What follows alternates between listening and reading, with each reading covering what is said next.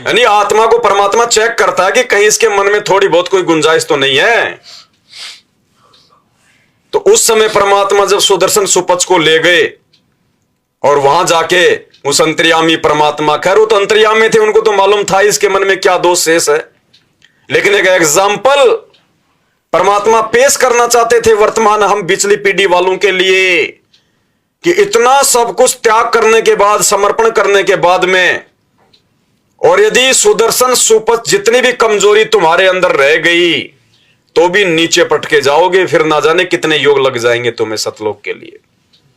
तो सुदर्शन ने कहा कि भगवान वैसे तो आप अंतर्यामी है, आपकी मौज परमात्मा, आपने इतना ज्ञान दे दिया, अब इस गंदे लोक में रहने की कोई इच्छा थोड़ी है, लेकिन मालिक एक मेरी आपसे प्रार्थना है। क्या भाई? मेरे माता पिता बहुत अच्छे थे और मैंने बहुत समझाया उनको, लेकिन वो आपका ज्ञान नहीं समझे, आपकी शरण में नहीं आए, लेकिन मुझे उन्होंने कभी भी भक्ति के लिए मना नहीं किया। हे परमात्मा, मेरी तो कोई इच्छा नहीं है, लेकिन मालिक अगर कभी किसी जन्म में सूत बैठ जाए तो परमात्मा मेरे माता पिता का देख लेना। तो मालिक समझ गए कि है तो ये भी कमजोरी बेटा, यहां आके भी तेरे को माता पिता की चिंता जो है वो सता रही है, जबकि वो तो तेरे से पहले मर चुके थे। तो मालिक ने कहा कि ठीक है बेटा, तू अपने आगे का ध्यान रख, उनका भी करेंगे। वचन दिया उसको, परमात्मा ने विश्वास दिलाया, और उस छोटी सी कमजोरी के चलते अपने माता पिता की चिंता, उनके उद्धार की चिंता, उनके आत्म कल्याण की चिंता, वो सुदर्शन सुपच के लिए गले की हड्डी बन गई। वापस उसको परमात्मा ने पृथ्वी लोक पे ही पटकना पड़ा। भाई और बहनों, ये एग्जाम्पल परमात्मा ने इसलिए कोड किया ताकि वर्तमान की पिछली पीढ़ी में जो गलतियां हमसे पहले हमारे भगत भाई बहन कर चुके हैं और उन गलतियों की सजा वो वर्तमान तक पा रहे हैं, हमसे उतनी चूक भी अब की बार ना हो जाए जरा सी भी। और परमेश्वर ने हमें समझा दिया कि माता पिता का ऋण, क्योंकि माता पिता ने हमें जन्म दिया, हमें संसार में,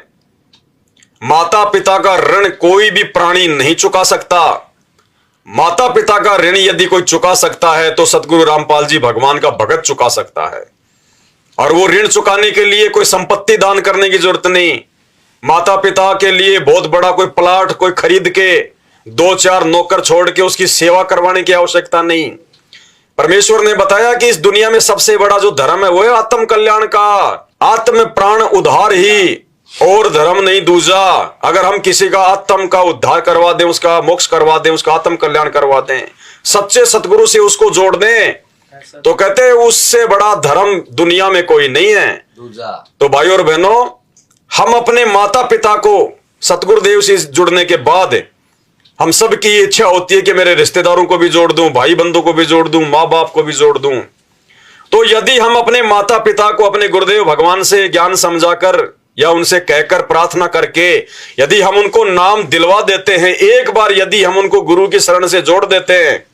उसी समय भाई और बहनों हमारा वो मातृ ऋण, वो पितृ ऋण जिसको उतारने में असंख्य युग बीत जाते हैं, एक क्षण में परमात्मा अपने भगत को भार युक्त कर देता, भार मुक्त कर देता है एक क्षण में।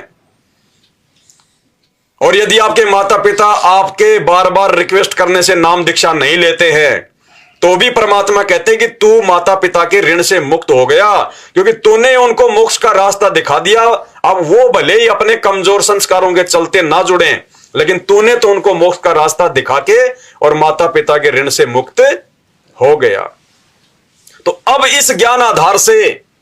अब हमने वो गलती नहीं करनी जो सुदर्शन सुपच ने कर दी। या तो माता पिता को परमात्मा से जोड़ दीजिए, अगर नहीं मानते हैं तो बार बार हम उनसे प्रार्थना जो है वो करते रहे, तो हम भार मुक्त हो गए। और यदि हमारे से पहले हम गुरुदेव भगवान की शरण में आए, उससे पहले यदि हमारे माता पिता का इंतकाल हो गया, उन्होंने शरीर छोड़ दिया, अब सोचेंगे कि अब कैसे उद्धार हो, अब कैसे हम माता पिता के ऋण से मुक्त होंगे। तो परमेश्वर ने हमें ज्ञान आधार से बताया कि जब एक भगत नाम दीक्षा ले लेता है तो ये परमात्मा का विधान है, ये उनका रूल है, ये उनका नियम है। जो भगत एक बार सच्चे गुरु से नाम दीक्षा ले लेगा तो कहते हैं उसकी 7 पीढ़ियां तो पहले वाली वो पार होंगी, उनको परमात्मा मानव जन्म देगा भगत के, 7 पीढ़ियों को जो पहले जा चुके हैं दादा परदादा, और 101 पीढ़ी उसकी आगे वाली परमात्मा पार करेगा।